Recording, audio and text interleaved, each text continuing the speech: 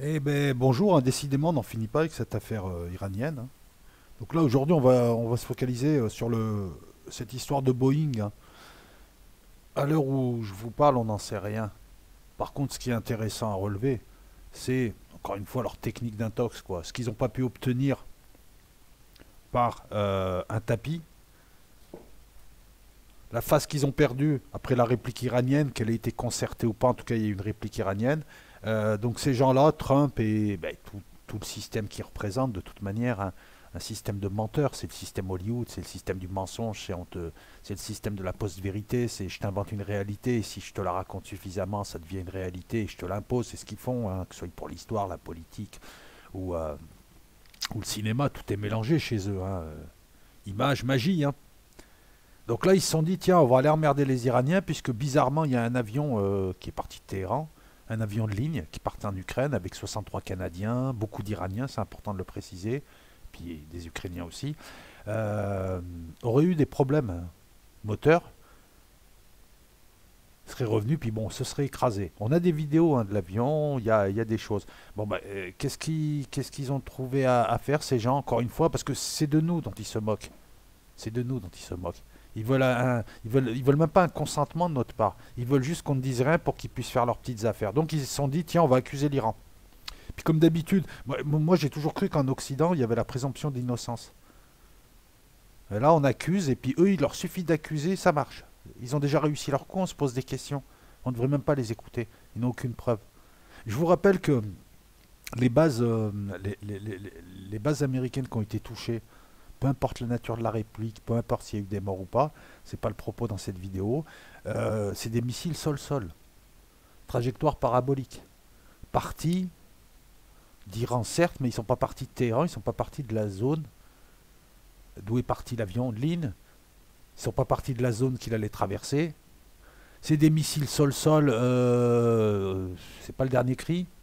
Non, mais il faut connaître un petit peu les missiles pour comprendre qu'il y a une différence, je le disais dans mon live hier, entre un missile sol-sol, un missile RR, un missile anti-aérien, un missile balistique, un missile de croisière, une roquette. Un missile sol-sol, il décrit une parabole en cloche et il tombe sur une cible fixe. L'avion était beaucoup plus au nord, il a décollé, il est parti. Si un missile sol-sol, première hypothèse, puisque c'est bien fait. Moi, je soupçonne Trudeau de se faire manipuler. De toute façon, il a une tête à se faire manipuler par Trump. Parce que c'est le premier à monter au créneau en disant oui, il s'est passé des choses terribles. Mais c'était pas intentionnel. D'entrée de jeu, déjà, il accuse sans enquête. Écoute, il y a beaucoup de spécialistes, même européens, qui te disent que c'est pas possible. Que ce soit un missile sol-sol. On va rester sur le missile sol-sol et on passera ensuite au SA-17 là, qui est évoqué. Non, parce qu'ils veulent nous faire le coup de l'Ilyushin 28, où les Syriens avaient un missile syrien, bah, finalement, grâce à surtout une habile manœuvre des avions israéliens, un missile syrien guidé au thermique, hein, à l'infrarouge, avait accroché l'Ilyushin qui passait par là et qui apparemment chauffait le plus par rapport aux avions de chasse israéliens. Là, on veut nous faire croire la même chose. On veut nous faire croire que les Iraniens, en tirant des missiles, ils auraient touché un avion comme ça. Leur contrôleur aérien ont laissé partir un avion parce qu'il était hors zone, je me suis renseigné. Donc, euh, comment est-ce qu'on peut nous faire croire que des missiles sol-sol aient pu le toucher? C'est pas les mêmes altitudes pour bouger parce que voilà, il a une trajectoire qui est parabolique. C'est pas les mêmes altitudes, c'est pas le même endroit, c'est pas la même zone. Et comment se fait-il qu'on puisse accuser sans preuve et que la presse reprenne avec l'air de ouais, c'est les Iraniens, c'est sûr. C'est pas parce que quelque chose est crédible et plaisant que ça en fait une vérité. Maintenant, pour ce qui est un système anti-aérien iranien, moi je veux bien, mais enfin un système anti-aérien iranien, c'est quoi? C'est des radars qui captent les avions, des radars qui les accrochent, qui calculent le tir, des batteries prêtes à tirer, un centre de commandement. On ne confond pas un avion de chasse avec un Boeing de ligne. Je vais aller vérifier, mais c'est pas dit non plus qu'il les a accrochés au thermique. Donc on veut nous faire croire qu'en fait l'aviation anti-aérienne, enfin la défense anti-aérienne iranienne, en fait ces missiles ils partiraient comme ça, quoi. Dès qu'ils voient un avion, ça marche pas comme ça. Surtout que l'avion partait, quittait l'Iran. Et puis il n'y a pas d'enquête. Et puis les Iraniens ont invité tout le monde à venir pour l'enquête. Et puis il y a une vidéo qui te montre clairement que si c'était un missile anti-aérien ou un missile sol-sol, Ouais, c'est du sol-sol, je disais solaire tout à l'heure. L'avion, il aurait explosé en vol. Là, on voit un avion qui a eu un problème moteur, qui avait un moteur en flamme. Il y a des vidéos. Et c'est des vidéos de privé, ça. Et elles sont sur Internet, elles sont accessibles. Un missile anti-aérien, l'avion, il sera en 1000 morceaux en l'air, le Boeing. En raison de la pressurisation de l'avion, de tout un tas de choses, il aurait explosé en 1000 morceaux. Il aurait été un confetti. Et ils le savent, ceux qui... Ils le savent, si moi je peux te le dire dans une vidéo vite fait bien fait là, la presse le sait, c'est très facile à comprendre ce genre de questions, c'est pas non plus très très technique, il suffit de les connaître, ils le savent. Mais là on est en train de te faire croire. On balance tout un tas d'accusations, c'est la technique, encore une fois c'est un dol. On essaye par des manœuvres dolosives, par du faux, par du pipeau, par du semi-pipeau, on essaye de te faire accroire une version qui est plaisante en plus. Ouais, les Iraniens, ils ont paniqué, ils ont tiré partout, et puis il y a un missile qui a touché un avion qui passait par là. Et puis c'est des Iraniens, c'est des Perses, hein, c'est comme des Arabes. C'est ça qu'on te met inconsciemment dans ta tête. Système de défense antiaérien, ça lance pas des missiles comme ça, et ça distingue les avions, hein.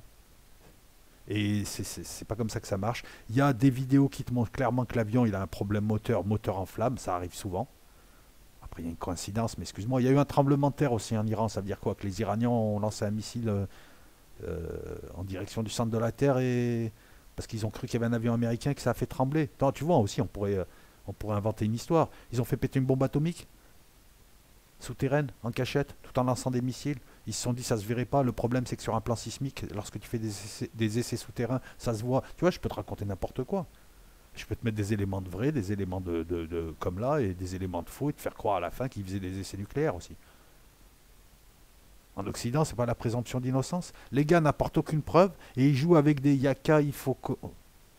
On n'en sait rien pour l'instant. Je ne t'ai même pas dit qu'il n'y avait pas de missile qui aurait touché un avion. Je dis juste qu'à mon avis, je ne pense pas et que pour affirmer ce genre de bêtises, eh ben, il faut avancer des preuves. Hier, dans le live d'hier que j'ai laissé, je te disais juste que Trump avait agi de manière impulsive depuis le départ, avait fait un coup stupide, que même du côté américain, on l'a rappelé à l'ordre et je pense qu'ils ont négocié la réplique iranienne et ils se sont dit, bon, on s'arrête là. Mais le fait de négocier entre les deux un contrôle de la crise perpétuelle qu'il y a entre l'Iran et les USA, le fait que de part et d'autre on dialogue pour pas aller trop loin, pour pas justement déclencher une guerre qui n'arrangerait personne, surtout pas du côté américain, ça ne veut pas dire qu'ils ne sont pas ennemis. Ça ne veut pas dire qu'ils n'essayent pas sur d'autres plans. La preuve, Donald Trump recule. Il n'avait pas dit si jamais il y a une réplique, on visera 52 sites, dont des sites culturels. Bah, tu les as visés ou pas? Non. Ah bah non, t'as dit que t'allais installer des sanctions économiques encore et encore, sachant que tes sanctions économiques, elles sont inefficaces, puisque les gens que tu vises n'iront jamais aux USA et n'ont pas d'avoir aux USA. Donc t'as reculé. Mais il arrive pour dire on a fait reculer les Iraniens. Bah non, ils t'ont bombardé. Donc ils essayent d'accrocher sur autre chose. En plus, la confusion, là, je ne dis pas que c'est eux qui l'ont voulu, je dis qu'ils profitent de quelque chose qui n'était pas prévu, c'est-à-dire un accident d'avion, pour créer de la confusion, pour qu'on ne se souvienne pas qu'ils ont perdu la face contre l'Iran. Première chose, première technique. Et ils remettent la pression sur l'Iran cette fois, pour pas qu'elle revienne sur Trump, pour pas qu'on dise à Trump, mais attends, mais tu viens de faire quoi en une semaine là? Tu viens de nous faire passer pour des abrutis, et en fait là, tu es en train de quitter la Syrie, et en Irak, on risque de se faire éjecter du Moyen-Orient en entier, et on s'est mis tout le monde à dos. Voilà ce qu'on lui a dit. Voilà ce que lui ont dit ceux qui le soutiennent, la faction qui soutient Trump. Voilà ce qu'elle lui a dit. Tu peux arrêter. Et j'en veux pour preuve que là, les démocrates et les républicains sont en train de s'entendre au Sénat, tu vois, c'est une demi-preuve, pas au Sénat, à la Chambre des représentants. Ça correspond à un représentant américain, c'est un député français. Voilà, c'est le même titre, sauf que ça s'appelle représentant. Ils sont en train de se mettre d'accord pour fixer des règles pour plus que Trump déclenche des trucs comme ça. Trump a déclenché quelque chose de manière imprévisible, se croyant dans une partie de poker, je sais pas, dans son hôtel. Et ce qui compose l'État profond américain, c'est-à-dire l'ensemble des factions, dont les deux principales factions, celles qui affrontent Trump en interne, mais qui arrivent à s'entendre, en tout cas avec lui et avec les gens qui le soutiennent sur certaines questions comme la question israélienne, et la faction nationale WASP qui soutient Trump, et qui est aussi l'État profond. Eh ben, ils vont s'entendre pour essayer de le museler, pour qu'il arrête ses conneries, ses tweets et ces trucs comme ça. Là, on n'est pas passé loin d'une guerre. C'est ce qui se dit. Et tout le monde en a marre de le voir agir comme un amateur. Le Trump qui joue aux échecs, non, il joue pas aux échecs. Là, si tu analyses un petit peu son coup là, c'est le coup le plus stupide de l'année, même si à chaud j'avais dit que c'était pas mal comme relance, parce que ça mettait la pression sur l'Iran. Finalement, l'Iran a déjoué tout ça. Et donc, qu'est-ce qui reste? Ben, on va essayer de pas perdre la face. On va trouver un leurre. Et le leurre, il est tout trouvé. Les Iraniens sont trop bêtes, ils ont abattu des civils. Vous regardez comme ils sont belliqueux et en plus ils sont incompétents. Non, on ne sait pas.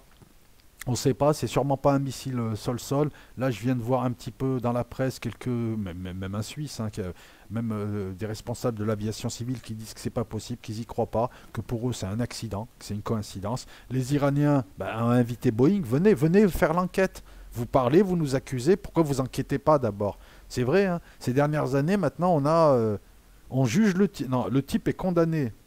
Il est jugé ensuite. On fait l'enquête à la fin. Et puis, et ça dure 3-4 ans. Et à la fin, on dit, ah bah finalement, il n'y avait pas de... On s'est trompé. Ou finalement, les rapports ont été un peu biaisés par les services. Hein, c'est un peu ce qui s'est passé à Douma, où les responsables et ceux qui ont enquêté te disent maintenant que la plupart de ceux qui ont enquêté ont vu leur rapport être retiré du rapport final et qu'on a choisi des choses de manière à accréditer la thèse que Bachar al-Assad utiliserait du sarin. Et bien là, c'est la même technique. C'est toujours la même technique. On balance des mensonges, la presse fait tapis, la presse fait caisse de résonance et donc on croit que, parce que ça parle beaucoup, ça braille, ça fait que parler de ça, on croit que c'est un gros sujet. Le truc y passe. Dans la tête des gens et dans l'inconscient des gens, l'Iran aurait tué ça. Et alors voilà, et à la fin, dans 3 mois, dans 6 mois, ou dans 6 ans, il y aura une enquête pour te dire, bah non, finalement, c'était un accident moteur.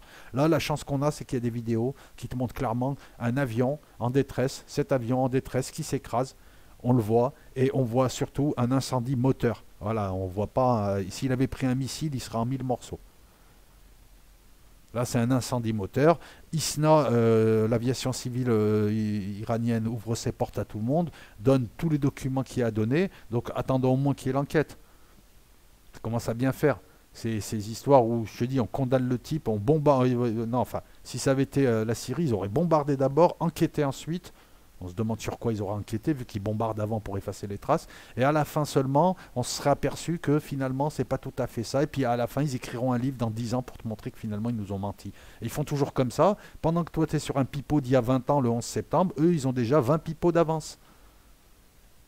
Et c'est ça qu'il faut constater. Donc là, on ne sait pas. Moi, je ne sais pas ce qui s'est passé. Je ne pense pas que ce soit un missile. Attends, j'ai dit, je ne pense pas que ce soit un missile. J'ai pas dit, ce n'est pas un missile. Je dis juste, moi, je ne pense pas que ce soit un missile, parce qu'au vu de leur manière de faire, au vu de ce que nous ont montré les vidéos, au vu de ce que disent beaucoup de spécialistes, il suffit de sortir des sentiers battus de la presse mainstream pour voir beaucoup de spécialistes compétents, des gens qui travaillent dans le domaine. Hein. Te dire, ah non, non, attends, là, on ne pense pas que ce soit un missile. Donc, au vu de tous les éléments-là, rien ne permet d'accréditer leur pseudo-thèse bidon. Par contre, les motifs de leurs agissements, je viens de te les révéler dans la vidéo. C'est juste pour masquer leur échec, c'est juste pour calmer le jeu, c'est juste pour leurrer, c'est tout en continuant à intensifier, à créer la tension et à la entretenir sur le sujet de l'Iran, sur le sujet du Golfe, parce que ça les arrange, cette tension mondiale. Et ils nous dirigent par la tension et la peur. Et puis l'Iran, c'est quand même un très très très bel épouvantail. Pour les Américains, ils peuvent vendre des armes à la région, ils peuvent s'installer dans la région. Entre l'Iran et Daesh, ils peuvent faire ce qu'ils veulent. Sachant que Daesh chez eux et que l'Iran, ça les arrange. On reparlera de ça, on reparlera du véritable rôle de cette crise finalement. Hein. C'est pour ça que d'ailleurs qu'ils essayent de la contrôler. Hein. Peut-être que des deux côtés, c'est aussi c'est peut-être une partie de théâtre aussi des deux côtés que ça les arrange quelque part, qu'ils ont scénarisé. Tant qu'ils pouvaient scénariser, ils sont ennemis, hein, ils sont ennemis. Hein. À la base, ils sont ennemis. Et des ennemis peuvent s'entendre, surtout des ennemis intelligents. Enfin, sauf Trump, parce que là, voilà, il est allé assassiner le numéro 3 comme ça gratuitement. En plus, il veut nous faire croire il lutte contre le terrorisme. Non, c'est vous le terrorisme. Je pense qu'il a plus lutté que vous n'avez lutté contre Daesh, puisque Daesh, vous l'avez créé. Voilà les amis, à l'heure où on parle de tout ça, il faut rester clairvoyant. Se rappeler de tout ce que voilà, c'est le moment un petit peu de réactiver tous les souvenirs, tous les éléments, tout ce que tu as engrangé un petit peu sur le sujet des Américains, sur la géopolitique, et voir que c'est toujours la même combine, encore une fois. Voilà, tu devrais le voir, ça, que c'est toujours la même combine, à base de déclarations et d'accusations mensongères relayées par la presse mainstream. C'est finement joué, c'est pour ça qu'on appelle ça un dol et pas un pipeau. Un dol, c'est des manœuvres. Hein. Ils t'ont pas dit c'est sûr que, mais tu sais, ils ont commencé à insinuer. Dès hier, j'avais compris leur vice. Voilà, On fera des vidéos sur l'Iran, mais aussi sur d'autres d'autres événements bah, tout au long là, hein. Mais là je trouvais intéressant quand même de poser une énième vidéo dessus.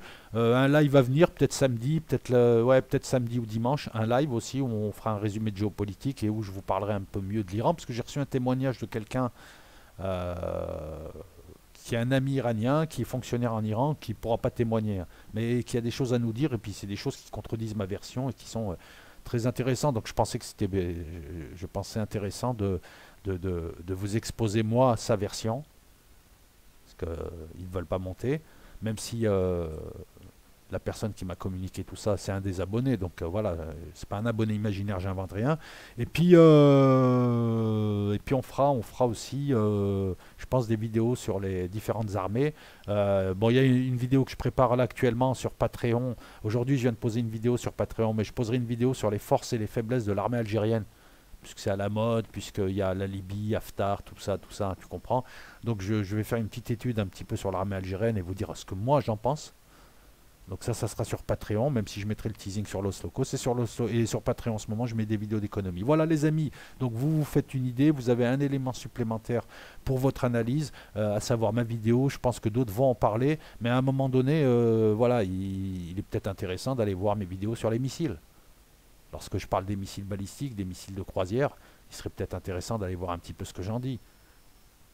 Les distinctions entre un missile sol-sol, un missile solaire, un missile air-surface. Euh, c'est aussi intéressant, parce que si c'est des catégories différentes, c'est qu'elles ont des caractéristiques différentes. Bientôt, on va te dire que les roquettes iraniennes, elles touchent l'ISS aussi. Non, non, mais si, c'est du même calibre. C'est du même calibre. Alors là, ils n'ont pas pu le faire croire pour les missiles sol-sol, mais ils sont en train d'essayer de nous faire croire que c'est plutôt la défense antiaérienne autour de l'aéroport de Téhéran qui, voilà, donc c'est marrant quand même. Il y a des vols tous les jours qui atterrissent et qui partent de Téhéran. Il y a aussi des Boeing et des KC-135 qui font du renseignement électronique, qui sont toujours à l'orée des frontières iraniennes, pendant que des avions de ligne civile décollent, et il n'y a jamais eu d'accident. Et là, d'un coup, la défense antiaérienne iranienne serait, parce que il sera en état d'alerte, alors d'un coup, il y en aurait un qui aurait cafouillé, qui aurait appuyé sur le bouton. Ça ne marche pas comme ça. C'est automatisé. Et on ne se trompe pas entre un avion de ligne, un avion de guerre électronique qui ne rentrera pas, qui ne rentre pas. Là, l'avion, il est parti de Téhéran. Je veux dire, comment tu veux que les systèmes antiaériens puissent lui tirer dessus alors que c'est des trucs déjà, et voilà, il faut que l'avion soit en approche, qu'on le repère, qu'il y ait une détection, qu'il y ait au moins un ou deux hommes dans la boucle avant qu'il y ait des départs de missiles. Et là, tu as un avion de ligne qui part de Téhéran. Comment tu veux que ce soit un système antiaérien? Il va falloir le prouver, ça. Je dis pas que c'est pas possible. Je dis juste qu'il va falloir apporter des preuves. C'est quoi ces gens qui te parlent de liberté, de démocratie et de droits de l'homme? Ils passent leur temps à mentir, à accuser d'autres, à mentir, à utiliser des manœuvres dolosives, et on les sanctionne jamais. Et voilà, vous vous rappelez du dernier pipeau? Mais je peux t'en rappeler plein. Le dernier pipeau français, c'était en Syrie. Il n'y a pas un missile qui est parti. Les Russes se sont moqués des missiles français et nous ont baladés. Le type t'a dit ça s'est super bien passé. On a eu tous nos objectifs. Et on s'aperçoit que tu as une frégate qui n'a pas pu tirer des missiles, que d'autres missiles ont été brouillés par les Russes. Parce qu'il fallait juste qu'il y ait les Tomahawks de Trump qui tombent sur cette base, parce qu'ils avaient arrangé le coup. Tu te rappelles de ce pipeau? Je peux t'en raconter. Il y en a tous les jours des pipeaux. Soleimani serait un terroriste. C'est pas un pipeau ça, alors que Soleimani c'est celui qui a nettoyé Daesh en Irak. Pendant que les amis américains l'ont installé Daesh et demandaient à leurs amis irakiens laissez-les rentrer, laissez-les rentrer. Eh ben oui, vous vous rappelez comment est arrivé Daesh en Irak? Des régiments entiers, on leur a demandé de ne pas combattre et de se barrer, d'abandonner leurs casernes et leurs armes. Vous en rappelez pas? Ben, d'où l'intérêt justement de suivre l'actualité sur des années et d'avoir une mémoire. Parce qu'à la longue, on commence à connaître leurs vices. Quand tu connais ton adversaire et tu sais comment il joue, surtout qu'eux, ils sont pas. C'est pas des très bons adversaires. Hein. Ils jouent mécaniquement. C'est juste qu'ils ont une grosse puissance de communication, une grosse puissance de mensonge et qu'ils n'hésitent pas. Et puis de toute façon, ils sont sans vergogne. Et ils arrivent, mais ils jouent toujours le même jeu. Voilà, bon, bref, je ne vais pas te la faire longue. Déjà, elle a duré plus longtemps que je ne le pensais. Ça va 20 minutes. Donc, commentaire préapprouvé. Je le dis pour les nouveaux, hein, préapprouvé, ça veut dire préapprouvé, c'est-à-dire qu'il passe pas directement, donc t'affole pas, ne l'écris pas 50 fois ton commentaire. Si ton commentaire est poli, je le fais passer. Voilà. Merci à toutes et à tous, et puis je vous dis à bientôt. N'hésitez pas à pousser, n'hésitez pas à donner votre avis, puis vous avez le droit de ne pas être d'accord avec moi, et puis voilà, et puis je le dis encore une fois pour les mal comprenants, hein, il y en a quelques-uns, enfin, et surtout des gens de mauvaise foi, je n'ai pas dit que ce n'était pas un missile ou c'était un missile, j'ai dit on n'en sait rien. Et quand l'État, il faut se méfier. Quand l'État, au vu de ceux qui en parlent, en l'état des connaissances, il faut s'en méfier de leur version. Voilà. Passez un bon vendredi.